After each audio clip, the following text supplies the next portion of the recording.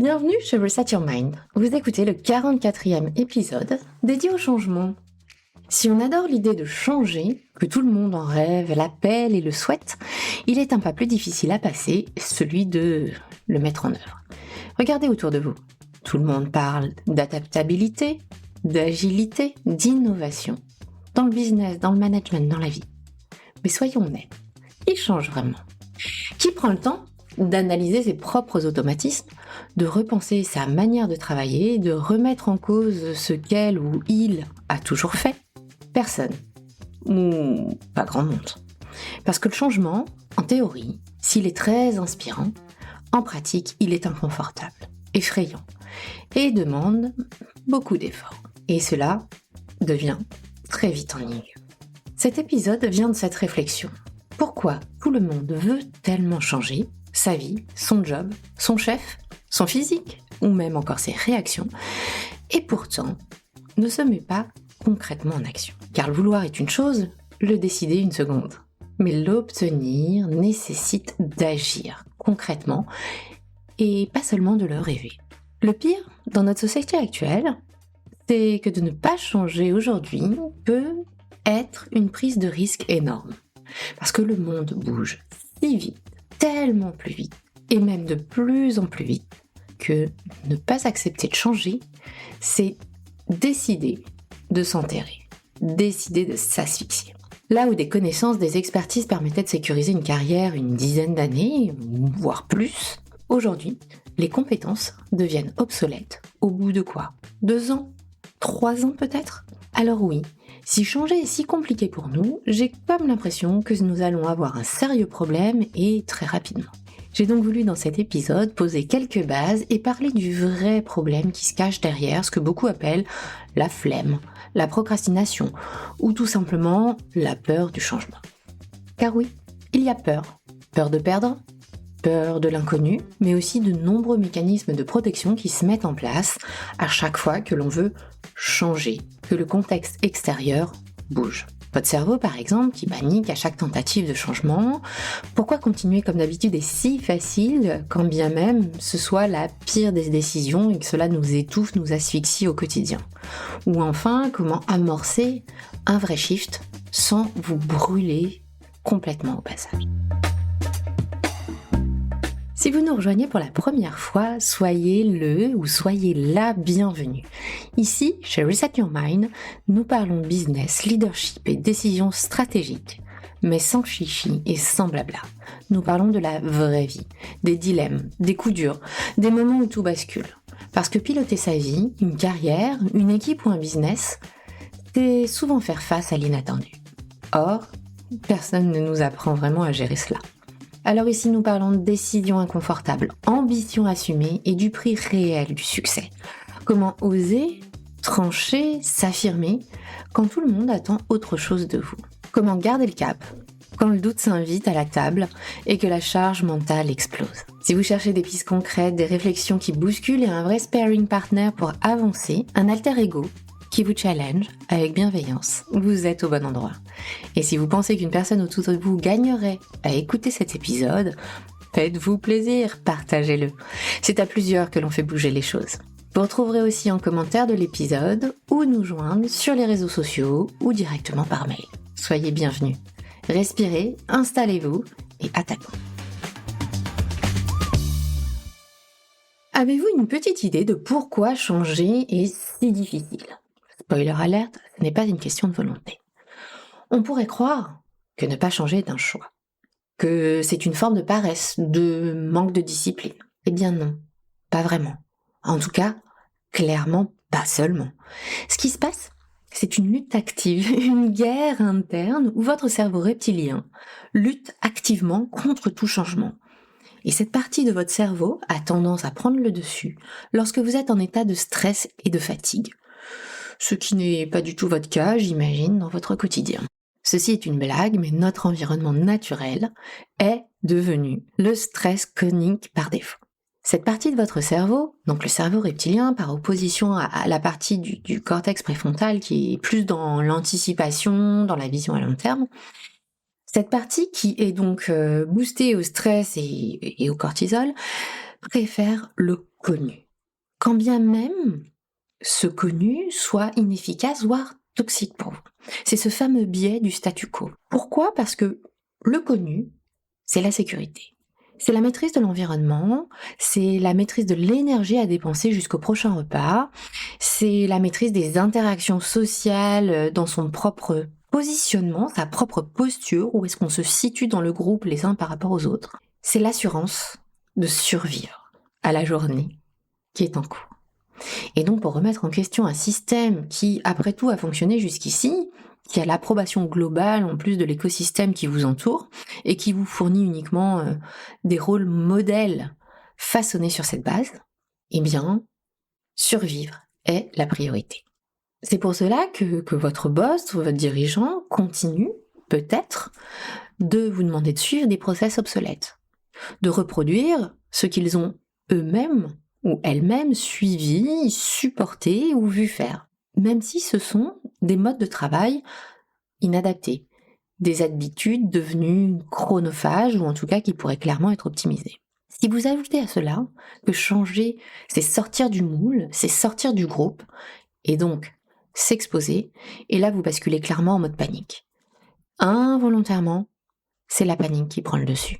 Et donc, si vous vous sentez en panique, c'est normal.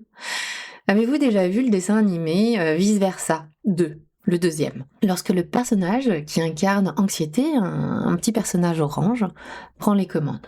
Eh bien, je vous invite à le voir ou à le revoir. Parce que vraiment, il est extrêmement bien conçu et a un narratif extrêmement percutant. Là encore, à un moment du film, ce qui se passe, c'est que ce petit personnage Anxiété prend les manettes, prend le contrôle, prend le pas sur toutes les autres émotions. Sauf qu'au bout d'un moment, à agir dans tous les sens, sous le coup de l'anxiété, elle crée elle-même une spirale infernale dans laquelle elle est coincée, dans lequel ce petit personnage est bloqué. Et c'est exactement ce qui se passe par moment. Quand vous êtes surexposé au stress, quand vous êtes surexposé au changement et que vous basculez en mode panique, vous êtes dans l'incapacité d'agir réellement tellement vous êtes pris dans ce tourbillon d'action. Et là encore, votre cerveau a une peur si viscérale d'être différent, d'être critiqué, qu'il n'arrive plus à bouger.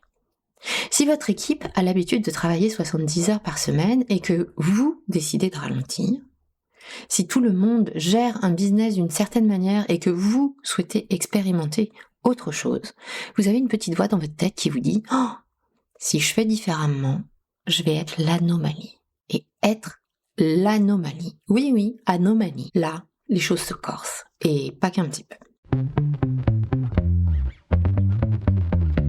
Il y a ensuite cet effort cognitif aussi à ne pas sous-estimer. Mes clients ou mes clientes me disent souvent en session « mais j'ai pas le temps de changer, il faut que ce soit maintenant, tout de suite ». Et là, il y a deux choses qui jouent. Le temps est votre ressource la plus importante. Si vous voulez continuer à reproduire des process chronophages, toujours et encore, là oui, le changement, c'est perdre votre temps. Mais si vous décidez d'investir votre temps pour l'optimiser ensuite, si cela semble contre-productif à très court terme, c'est surtout ralentir pour mieux accélérer ensuite. Si c'est très facile à dire, c'est beaucoup plus difficile à mettre en œuvre ou à intégrer parce que votre cerveau, lui, il aime fonctionner dans l'immédiateté. Et puis l'autre aspect à ne pas négliger, c'est qu'en réalité, vous êtes tellement épuisé et tellement déjà dans le stress que vous n'avez pas forcément l'énergie mentale pour cela. Vu que vous êtes déjà en batterie faible, difficile de trouver encore plus d'énergie pour changer justement. Parce que oui, chaque changement demande un effort de recalibrage. Et votre cerveau, lui, ce qu'il aime avant tout, c'est l'automatisme. Car avec le temps, il a créé de véritables autoroutes neuronales. Je pense que c'est pas la première fois que vous entendez cette expression. Et ces autoroutes neuronales, elles se renforcent à chaque fois qu'elles sont empruntées. Et plus elles sont empruntées, plus il les connaît par cœur et plus il apprécie. Pourquoi ? Parce qu'il a une prédictibilité de plus en plus fine, de plus en plus fiable, du temps que ça va prendre, de l'énergie et du danger qui est maîtrisé puisqu'on est déjà passé par là plusieurs fois, qui le rassure. Même si c'est toxique, nocif pour vous sur le long terme, il aura toujours tendance à prendre cette voie qui est plus facile pour lui. Donc on repousse le changement. Donc on n'aime pas le changement. Et c'est pour ça que c'est si inconfortable. Mais le problème, c'est que plus on repousse, et plus le retour de flamme risque d'être violent.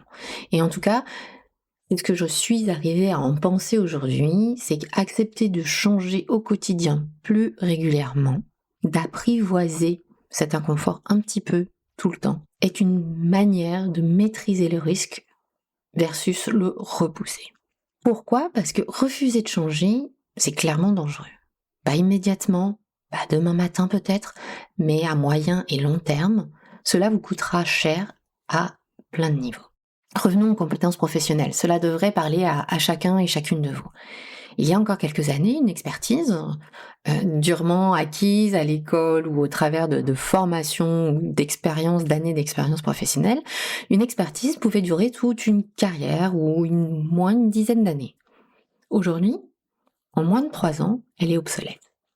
Je ne dis pas ça pour vous ajouter de l'angoisse au contexte déjà suffisamment anxiogène, hein. J'énonce un fait. Prenons un exemple. Il y a 10 ans, personne ne parlait vraiment d'IA, d'intelligence artificielle. Aujourd'hui, un expert du digital qui ignore ChatGPT, Midjourney ou Notion AI est déjà en retard.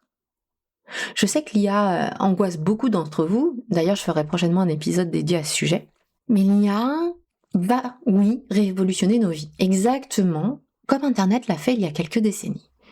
Est-ce qu'il faut en avoir peur ? Peut-être. Est-ce qu'il faut anticiper à partir de ce que vous avez déjà vécu avec Internet et la manière dont nous nous sommes tous appropriés ces nouveaux usages ?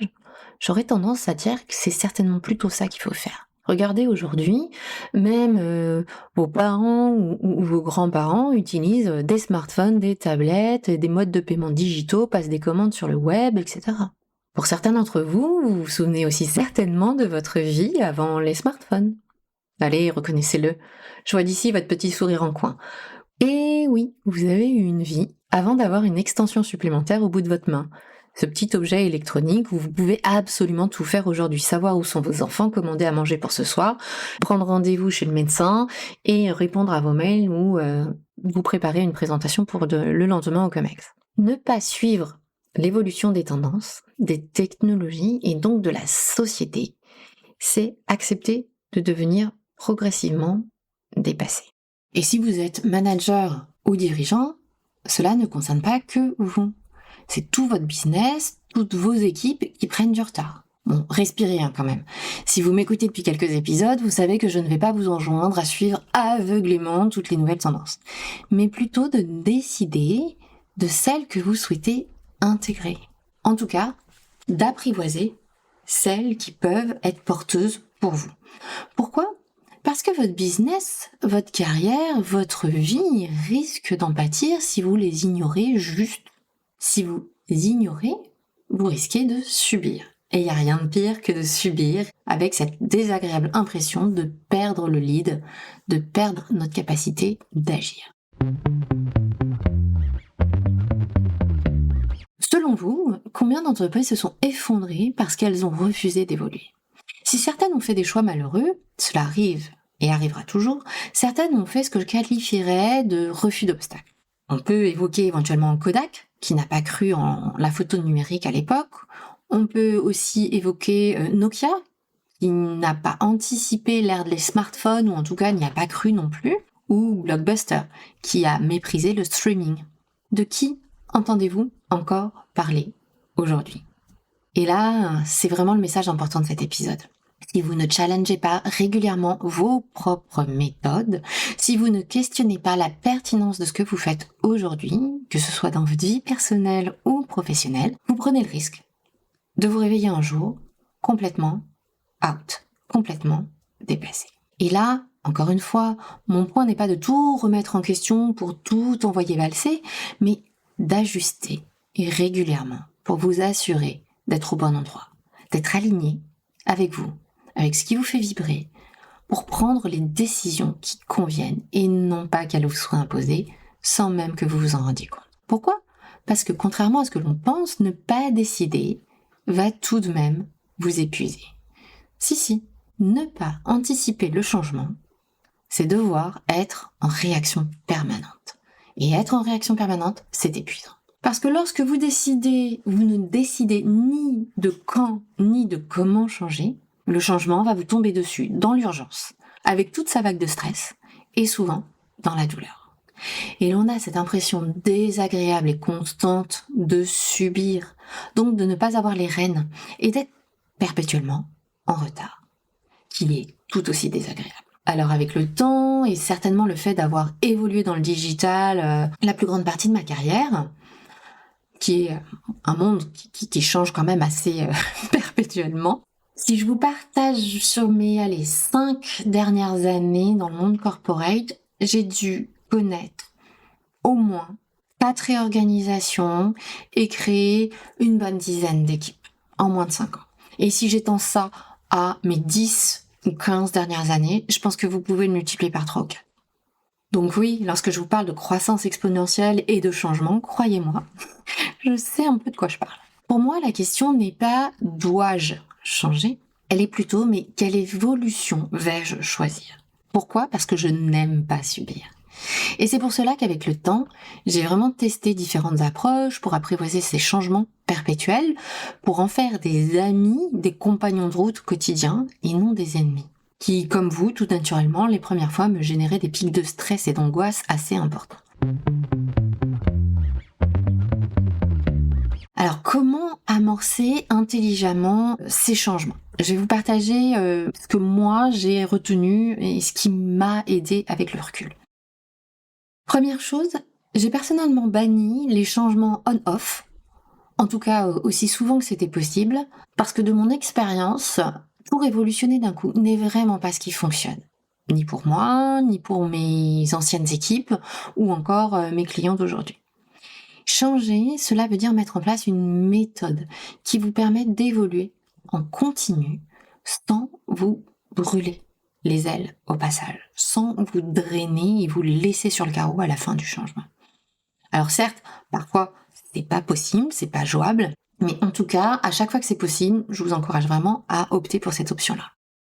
Ce qui va se passer quand vous optez pour cette approche, c'est que vous allez hacker votre cerveau avec la stratégie des petits pas. Ici aussi, on sous-estime bien trop l'impact de faire de petites actions très régulièrement versus des big bangs qui ne tiennent que très rarement sur la durée. Alors, si vous voulez changer quelque chose, mais que cela vous semble insurmontable, ne changez pas tout d'un coup, ni trop de choses en même temps, y compris dans des réorganisations internes. Allez-y en plusieurs étapes successives.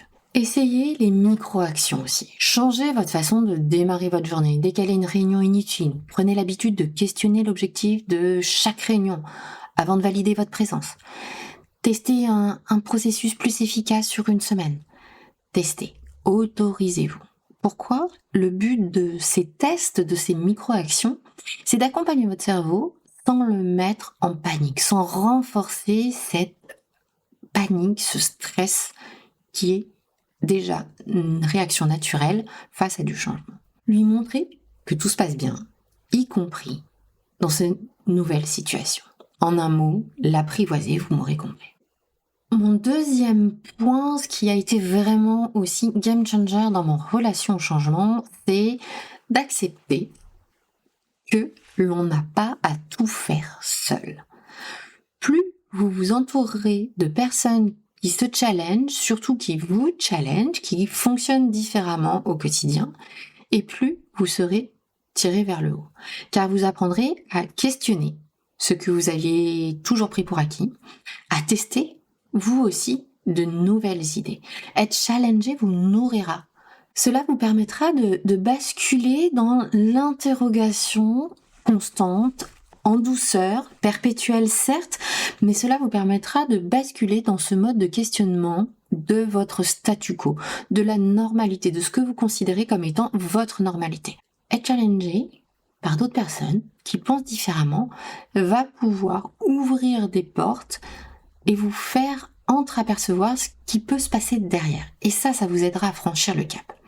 Alors, de qui s'entourer, me direz-vous ? Vous pouvez très bien vous entourer de mentors qui ont déjà passé ou expérimenté certaines de ces situations, de communautés qui ne vous laissent pas vous enfermer dans votre routine, des communautés d'experts, des communautés de personnes qui sont dans les mêmes situations ou les mêmes phases de vie que vous ou d'expérience professionnelle que vous. Forcément, de coach aussi, c'est clairement à ça que les coachs servent, de vous challenger sur vos angles morts. Ils n'ont pas forcément la bonne réponse, mais ils vont venir avec vous ouvrir ces fenêtres, ouvrir ces possibilités, ouvrir ces opportunités. Un autre point qui m'aidait aussi énormément, c'était de programmer mes mises à jour. Le changement, c'est comme tout. Cela se prépare et se planifie. Et plus vous anticiperez, et plus vous serez rassuré. Ce qui vous permettra à terme de changer beaucoup plus facilement et donc beaucoup plus rapidement, de vous adapter. Vous mettez bien votre téléphone à jour régulièrement, non ? Alors pourquoi pas votre business ? Pourquoi pas vos compétences ? Pourquoi pas vos habitudes alimentaires ou encore votre gestion du temps ? J'ai une règle assez simple qui ressort vraiment avec le temps. Si vous avez suivi soit mon challenge sur le temps, soit si je vous ai accompagné au travers des bootcamps, vous savez que chaque semaine, je démarre ma semaine par 1 heure pour revenir sur mes prios, mon organisation et identifier ce qui coince potentiellement. Je m'accorde aussi 1 journée par mois pour faire le point et réévaluer mes méthodes, mes process, ma stratégie. Et vous savez aussi que tous les 3-4 mois, pour anticiper l'évolution de mon business, je m'accorde 1 journée ou 2 journées totalement off où je réfléchis, loin du quotidien. Je prends le temps de tester vraiment de nouveaux outils, faire le point sur les dernières études que je n'ai pas encore eu le temps de lire ou qui sont parues et qui m'intéressent. Si je ne planifie pas ces moments, comme je planifie des rendez-vous, des engagements, si j'attends d'avoir le temps pour réfléchir, pour lire ces études qui pourtant me nourrissent et me permettent d'être plus adaptée, aujourd'hui dans mes accompagnements, aujourd'hui dans mon analyse des marchés ou des stratégies que je peux proposer, si je ne planifie pas ce temps, je ne le ferai jamais. Et ça veut dire quoi ? Cela veut dire que d'ici très peu de temps, je serai beaucoup moins pertinente dans mes approches et mes accompagnements. Alors oui, pour moi, vous l'aurez compris, refuser le changement, consciemment ou non, est devenu un risque important. Car s'il fut un temps où maîtriser une compétence, un marché ou un modèle économique garantissait le succès pendant des décennies, aujourd'hui, ce temps est révolu. Le monde ne bouge plus, il accélère perpétuellement et ce, toujours plus vite. Et c'est à chacun de nous, chacune de nous, de décider du rythme auquel nous souhaitons aussi avancer, plutôt que de le subir, cet avancement forcé ou de se retrouver coincé. Car si ce qui nous bloque, ce n'est clairement pas le manque d'envie, c'est souvent la peur, l'inconfort et la fatigue mentale anticipée du changement. Alors rappelez-vous, les meilleurs leaders ne sont pas ceux qui ne se trompent jamais, ne sont pas celles qui ne se trompent jamais. Ce sont celles et ceux qui apprennent, testent régulièrement, continuellement, mais je dirais même perpétuellement, ce qui leur permet d'évoluer plus vite que d'autres, de s'adapter et d'adapter leur marché, leur business, leur leadership plus vite que d'autres.